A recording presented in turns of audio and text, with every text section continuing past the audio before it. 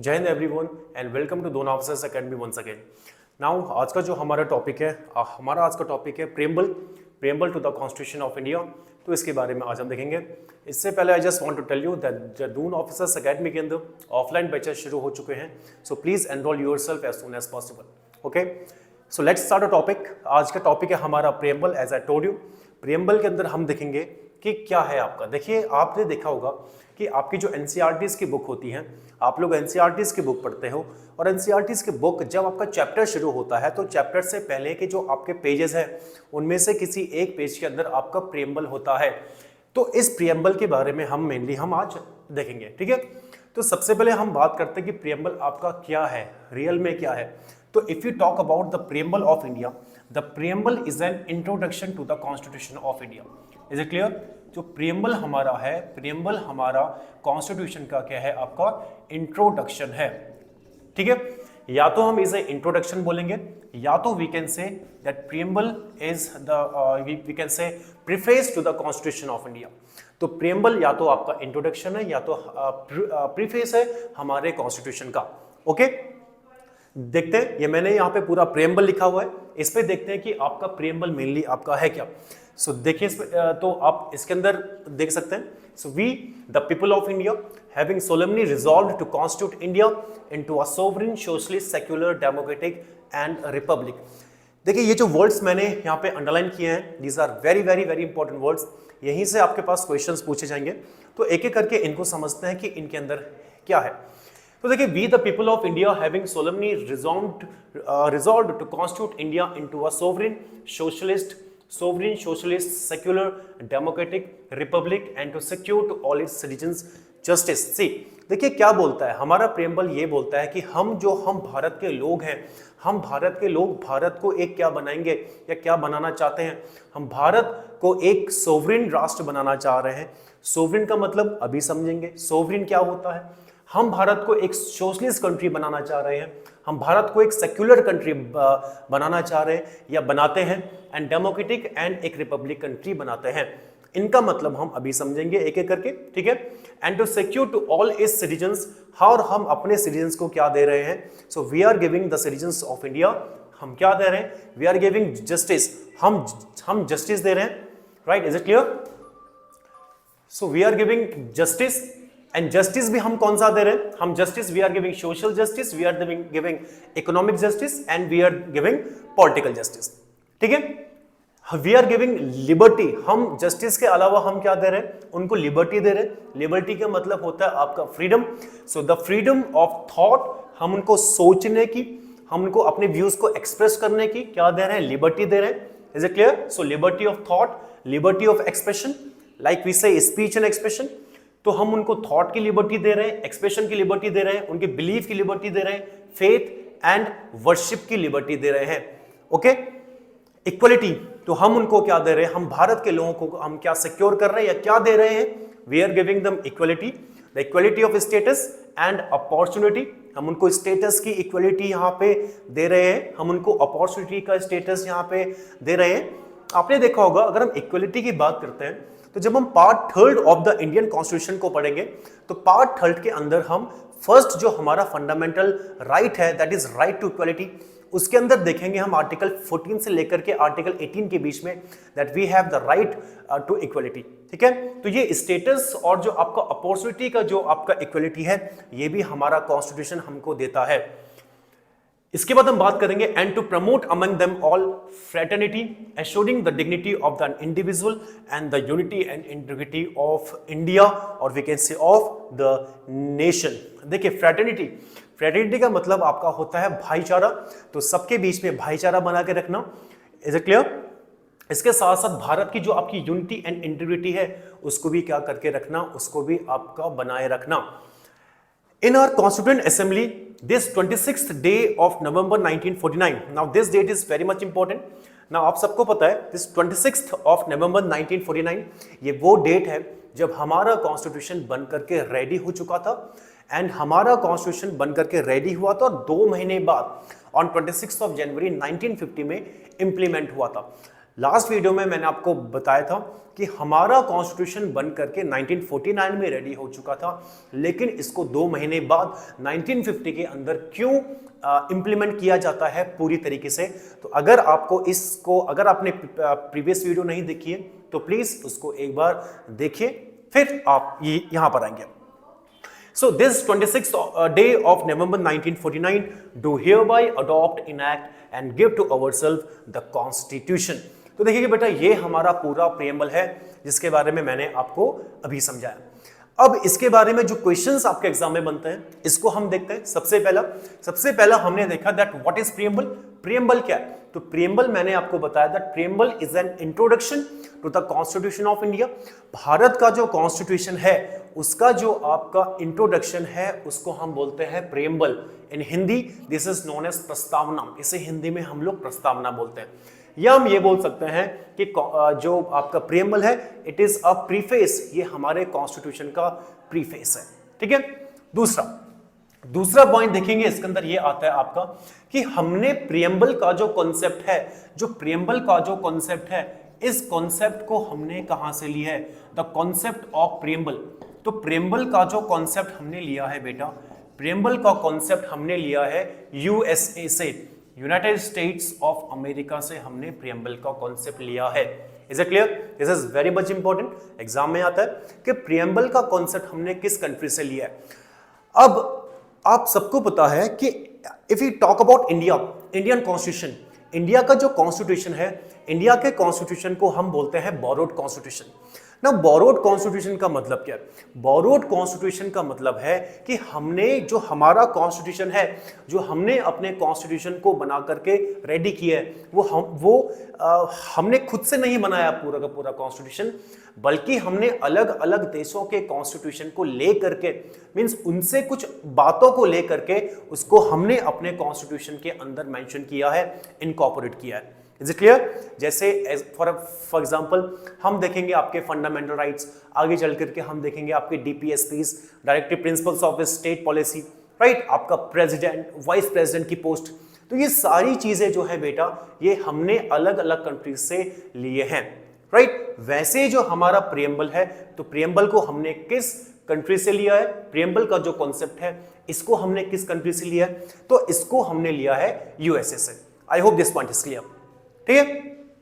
देखो एक और बात इसके अंदर है आपका कि हमने लास्ट वीडियो के अंदर मैंने आपको बताया था कि कॉन्स्टिट्यूएंट असेंबली का इलेक्शन होता है जुलाई 1946 में। कॉन्स्टिट्यूएंट असेंबली के आपके इलेक्शंस होता है, और आपके 9 दिसंबर 1946 में पहली मीटिंग होती है आपकी कॉन्स्टिट्यूएंट असेंबली की, ठीक है।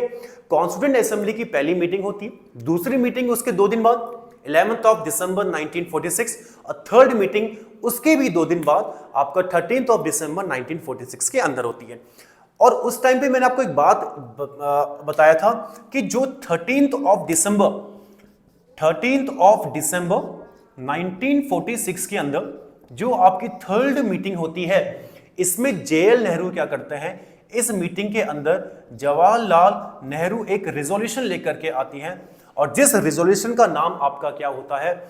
उस रिजोल्यूशन का नाम आपका होता है ऑब्जेक्टिव रिजोल्यूशन। ये मैंने आपको बताया था, उस रिजोल्यूशन का नाम था आपका objective resolution. Is it clear? ये मैंने आपको बताया था, ठीक है। तो जेएल नेहरू का जो ऑब्जेक्टिव बेटा रिजोल्यूशन था, ये now this is very very important thing here. JL Nehru ने जो ऑब्जेक्टिव रिजोल्यूशन को वहां पे पेश किया था कॉन्स्टिट्यूएंट असेंबली के सामने, इसी ऑब्जेक्टिव रिजोल्यूशन को थोड़ा बहुत मॉडिफाई करने के बाद आगे चल करके इसी को आपका क्या बनाया जाता है? इसी को आपका भारत का प्रीएम्बल बनाया जाता है। इंडियन कॉन्स्टिट्यूशन का जो आपका इंट्रोडक्शन है, प्रीएम्बल है, इसको बनाया जाता है। आई होप ये पॉइंट सबको समझ में आ रहा होगा, राइट। तो इसके अंदर अभी तक हमने क्या देखा? The first thing we have seen the introduction, right? The second thing we have seen that from where have we taken the concept of, you can say, preamble. So we have taken from USA, and the third thing we have seen that preamble को किस चीज से, we can say, बनाया गया था और क्या था वो आपका। तो we have seen थर्ड जो आपकी मीटिंग हुई थी कॉन्स्टिट्यूएंट असेंबली की, उसके अंदर जेएल नेहरू ने ऑब्जेक्टिव रिजोल्यूशन को पास किया, उसको वहां पे पेश किया था, और उसी को आपका मॉडिफाई करने के बाद एट लास्ट हमारा क्या बनाया जाता है, प्रीएम्बल को फ्रेम किया जाता है। राइट, इतना आपको समझ में आ रहा होगा आई होप। इसके बारे में, इसके बाद हम बात करते हैं वेरी इंपॉर्टेंट अगेन, आपके कुछ वर्ड्स हैं, कुछ वर्ड्स हैं आपके हमारे इस वी कैन से प्रीएम्बल के अंदर। वो वर्ड्स हैं आपके, देखिए पहला वर्ड है आपका socialist, the first word is socialist, the second word is secular, and third word बेटा मैं अगर आपको बताऊं तो here this is integrity, integrity. तो मैं ये तीन वर्ड्स हैं आपके, तो फर्स्ट वर्ड में यहां पे लिख रहा हूं आपको सोशलिस्ट, सेकंड वर्ड है आपका सेक्युलर, एंड थर्ड वर्ड है आपका इंटेग्रिटी। नाउ यहां से बेटा आपके पास क्वेश्चन बनता है, बहुत ही ज्यादा इंपॉर्टेंट क्वेश्चन बनता है। एक बात याद रखता हूं कि ये तीन वर्ड जो मैं आपको लिखा रहा हूं, सोशलिस्ट, सेक्युलर एंड इंटेग्रिटी, ये आपके बेसिक कॉन्स्टिट्यूशन में जो है नहीं थे। राइट, नाउ बेसिक कॉन्स्टिट्यूशन क्या होता है? बेसिक कॉन्स्टिट्यूशन का मतलब यह है कि जब हमने अपने कॉन्स्टिट्यूशन को बना करके रेडी किया, या जब हमने इसको इंप्लीमेंट किया, तो उस टाइम पे हमारे कॉन्स्टिट्यूशन या हमारे प्रीएम्बल के अंदर ये तीन वर्ड्स जो है नहीं थे। तो इसका मतलब क्या है? इसका मतलब यह है इन तीन वर्ड्स को हमने बाद में जाकर के हम अपने प्रीएम्बल के अंदर इनकॉर्पोरेट किया। Is it clear? अब ये बाद में जाकर का मतलब क्या है? कब हमने इसको बाद में जाकर के इनकॉर्पोरेट किया? तो मैं देखो, तो सोशलिस्ट, सेक्युलर और इंटेग्रिटी जो ये वर्ड्स हैं आपके, इसको हमने बाद में जाकर के किया। वो डेट मैं आपको बता देता हूं, वो आपका है 42nd अमेंडमेंट। 42nd अमेंडमेंट आपका होता है बेटा 1976 के अंदर। तो 42nd अमेंडमेंट 1976 के अंदर हमने क्या किया, इन तीन वर्ड्स को अपने प्रीएम्बल के अंदर इनकॉर्पोरेट किया। ठीक है, अब आप पूछेंगे कि सर ये 42nd अमेंडमेंट है क्या? देखिए मेरी बात ध्यान से सुनिए। अमेंडमेंट, आपने कई बार वर्ड सुना होगा अमेंड करना, अमेंडमेंट करना। अमेंडमेंट का मतलब होता है बेटा चेंज करना, किसी चीज को चेंज करना। ठीक है, तो जब हम किसी चीज को चेंज करते हैं उसको हम बोलते हैं अमेंड, या उसको हम बोलते हैं अमेंडमेंट। तो इन द सेम मैनर हमारे जो कॉन्स्टिट्यूशन है, हम अपने कॉन्स्टिट्यूशन में कुछ ना कुछ चेंजेस करते रहते हैं। राइट, हम नहीं करेंगे, बल्कि जो हमारी पार्लियामेंट है, पार्लियामेंट करेगी चेंज। तो जब हम अपने पार्लियामेंट में कुछ चेंज करते रहते हैं उसको हम बोलते हैं अमेंडमेंट। तो जब हमने सबसे पहली बार अपने कॉन्स्टिट्यूशन में चेंज किया होगा तो उसको हमने बोला फर्स्ट अमेंडमेंट। दूसरी बार चेंज किया होगा तो हमने बोला होगा सेकंड अमेंडमेंट, फिर थर्ड अमेंडमेंट, फिर फोर्थ अमेंडमेंट, इस टाइप से। तो करते करते आपका आ गया 42nd अमेंडमेंट। और ये 42nd अमेंडमेंट आपका होता है कब? 1976 के अंदर। ठीक है, तो याद रखना। और इस अमेंडमेंट में हमने क्या किया था? इस अमेंडमेंट के अंदर हमने प्रीएम्बल में ये जो तीन वर्ड्स हैं सोशलिस्ट, सेक्युलर और जो इंटेग्रिटी है, इसको हमने इनकॉर्पोरेट कर दिया था। आई होप यहां तक सबको समझ में आ रहा होगा। इससे पहले जो हमारा क्या था, प्रीएम्बल था, वो इस टाइप से था that we the people of India having solemnly resolved to constitute India into a sovereign democratic republic। तो क्वेश्चन यहां से देखिए, ऐसे भी आपके पास बन सकता है कि बेसिक कॉन्स्टिट्यूशन के अंदर आपके कौन कौन से वर्ड्स जो है नहीं थे। तो कौन कौन से वर्ड्स नहीं थे? सोशलिस्ट यहां पे नहीं था, सेक्युलर यहां पे नहीं था। कभी कभार ये पूरा लिख के आ जाएगा कि भैया सोवरेन डेमोक्रेटिक, या ऐसा है कि आपका sovereign, socialist, secular, democratic, Republic. तो इस इनमें से कौन कौन से वर्ड्स ऐसे हैं जो हमारे बेसिक कॉन्स्टिट्यूशन के अंदर नहीं थे? तो आपको याद होना चाहिए कि मैंने आपको तीन वर्ड्स बताए हैं, सोशलिस्ट, इसमें मैंने आपको दो, सोशलिस्ट एंड सेक्युलर, एंड ये तीसरा वर्ड आपका यहाँ पे इंटेग्रिटी है। तो पहले इसके अंदर केवल आपका यूनिटी था, unity of the nation, but बाद में जाकर के इंटेग्रिटी को भी ऐड कर दिया गया। तो अब ये हो चुका है आपका unity and integrity of the nation. ठीक है, तो भारत की या इस देश की एकता और अखंडता जिसको हम बोलते हैं। आई होप यहां तक सबको समझ में आ रहा होगा। अब समझते हैं कि आपका इसका मतलब क्या है। What is the meaning of sovereign? जो सोवरेन है आपका, सोवरेन का मतलब क्या है? देखिए बेटा, एक वर्ड आपने पढ़ा होगा सोवरेनिटी, राइट? सोवरेन। देखो सोवरेन का मतलब क्या होता है आपका। चलो इससे पहले मैं मिटा देता हूं यहां पे। आई होप सबको समझ में आ गया होगा, तो मैं इसको मिटा देता हूं। देखिए ध्यान से सुनिएगा मेरी बात। What is the meaning of sovereign? बेटा सोवरिन का मतलब आपका क्या होता है? सोवरिन का मतलब होता है आपका कि if you know talk about any country, कोई भी कंट्री आपकी सोवरिन कब होती है? कोई भी कंट्री आपकी सोवरिन, संप्रभु, इसे हिंदी में हम कहते हैं संप्रभुता, संप्रभु। कोई भी कंट्री आपकी सोवरिन कब होगी? कोई भी कंट्री आपकी सोवरिन तब होगी जब वो पूरी तरीके से फ्री होगी अपने internal matters as well as अपने एक्सटर्नल मैटर्स में कोई भी डिसीजन लेने के लिए। एग्जाम्पल इंडिया, क्या इंडिया को कोई बाहर की जो पावर है, बाहर से फॉरेन जो आपके फोर्सेस हैं, क्या वो इंडिया को यहाँ पे बोलती है कि आप अपने कंट्री के अंदर ऐसा करो, आप ऐसी पॉलिसी बनाओ, या आप इंटरनेशनल में इंटरनेशनल वी कैन से कोई पॉलिसीज है या कुछ काम कर रहे हो तो आप ऐसे करो? No, India is free. हम लोग अपने इंटरनल मैटर्स में और हम लोग अपने एक्सटर्नल मैटर्स में अपने खुद के डिसीजन लेने के लिए फ्री हैं। तो इसी को हम बोलते हैं बेटा आपका sovereign, right? India is a sovereign country. भारत एक सोवरिन कंट्री है because we are free to we can say decide our internal as well as our external matters, right? दूसरा हम बात करते हैं आपका बेटा सोशलिस्ट। तो सोशलिस्ट का मतलब क्या है? देखिए बेटा सोशलिस्ट का मतलब आपका होता है कि where the power and wealth should not be concentrated in one hand.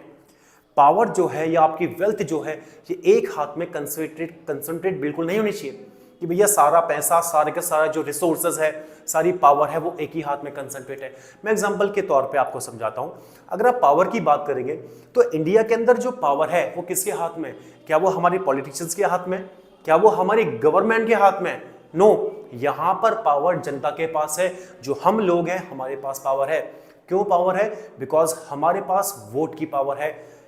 Election जो आपके होते हैं हमारे पास we have the right to vote, और हम कभी भी क्या करते हैं अपने जो इनकम्बेंट जो गवर्नमेंट है, जो अभी गवर्नमेंट है, उसे हम 5 साल बाद वोट देकर करके इलेक्शन के टाइम पे उसको हटा भी सकते हैं। तो at the end of the day power is shared among all. हम जो इंडियन सिटीजन्स हैं हमारे बीच में पावर को शेयर किया है। Is it clear? तो इसका मतलब आपका socialist, the power and we can say resources और wealth should not be concentrated in one hand. Okay, third आपका आता है इसके अंदर व्हाट इज सेक्युलर। तो देखो रे सेक्युलर का मतलब क्या है? देखिए सेक्युलर आपने सुना होगा सेक्युलरिज्म। तो सेक्युलर का मतलब आपका होता है, या कोई भी कंट्री आपका सेक्युलर कब होता है? कोई भी कंट्री आपका सेक्युलर तब होता है कि जब उस कंट्री का अपना कोई धर्म ना हो, right? There is no religion of any country. किसी भी कंट्री का अपना कोई धर्म नहीं है। Is it clear? अपना खुद का कोई धर्म नहीं है, बट वो अपने यहाँ पे सारे धर्मों को क्या करती है? अपने यहाँ पे सारे धर्मों को एक्सेप्ट करती है। अगर आप इंडिया की बात करेंगे, इंडिया का अपना कोई धर्म नहीं है। क्या आपने कभी सुना है that India is a Hindu country? क्या आपने कभी सुना है India is a Muslim country? No, India का अपना कोई धर्म नहीं है, बल्कि लेकिन इंडिया अपने यहाँ पे सारे धर्मों को इक्वलिटी देती है, सारे धर्मों को इक्वल मान्यता देती है। So this is known as secular, this is known as secularism. Okay, इसके बाद हम बात करते हैं बेटा डेमोक्रेटिक। आप सबको पता है डेमोक्रेटिक क्या होता है? डेमोक्रेटिक का मतलब है आपका जहां पर एक वो कंट्री आपका डेमोक्रेटिक कंट्री होगा जहां पर जनता, उस कंट्री के जो लोग हैं, उस कंट्री के जो आपके सिटीजन्स हैं, उनके पास अपने रिप्रेजेंटेटिव्स को चूज करने का क्या हो, मतलब मौका हो, right? Like we are Indians, so we have we can say right to choose our representatives. हमको अपने रिप्रेजेंटेटिव्स को इलेक्ट करने का, चूज करने का क्या है, अधिकार है। ठीक है, तो ये आपका हो गया democratic. So India is a democratic country.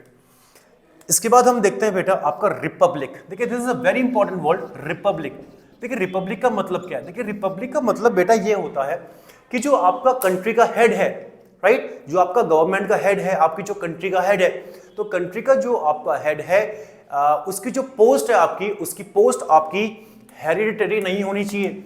उसकी पोस्ट आपकी हेरिडिटरी नहीं होनी चाहिए। मतलब उसकी एक, जैसे आपने देखा मोनार्की सिस्टम आपने देखा होगा, राजतंत्र का सिस्टम आपने देखा होगा।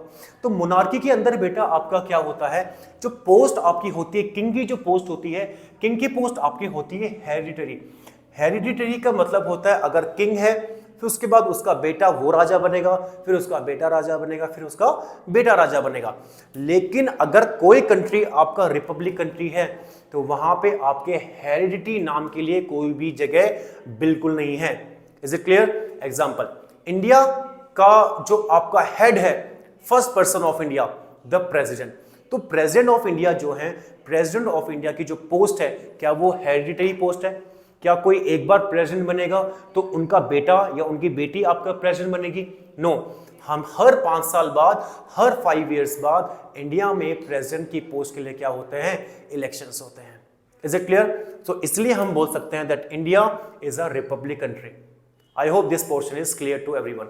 तो ये हमारा था आज हमने देखा आपका प्रियम्बल के बारे में। बल्कि मैं एक और बात आपको प्रियम्बल के अंदर बताना चाहता हूं।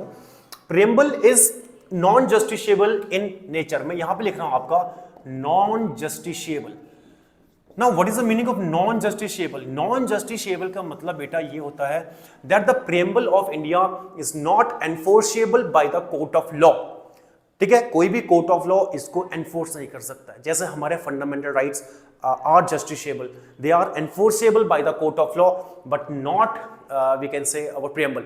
मतलब ये है, नॉन जस्टिशिएबल का मतलब ये है, अगर आपको कोई भी प्रॉब्लम है इस प्रियम्बल से, इस किसी भी एक वर्ड से, तो आप केस करने नहीं चले जाइएगा सीधे सुप्रीम कोर्ट के पास या हाई कोर्ट के पास कि भैया हमको प्रियम्बल के अंदर कोई दिक्कत है, कोई परेशानी है। No, you can not go, because ये साफ साफ लिखा हुआ है that preamble is non justiciable in nature. तो नेचर में प्रियम्बल क्या है? नॉन जस्टिशिएबल है। मतलब अगर आपको कोई भी प्रॉब्लम है किसी वर्ल्ड में, किसी पर्सन को, किसी को, तो वो कोर्ट में नहीं जा सकता है, वो प्रियम्बल के उसमें वी कैन से केस नहीं कर सकता है कोर्ट के अंदर। ठीक है, तो ये आज हमने देखा प्रियम्बल। आई होप सबको समझ में आया होगा। ठीक है, अगर कोई भी डाउट आपको होगा तो you can ask in the comment session. I will definitely answer the question, your questions. Okay, तो आज हम इतना करते हैं बेटा। I hope everything is clear to you all. अगली बार मिलते हैं नेक्स्ट वीडियो के साथ। Till then take care, bye bye, Jai Hind.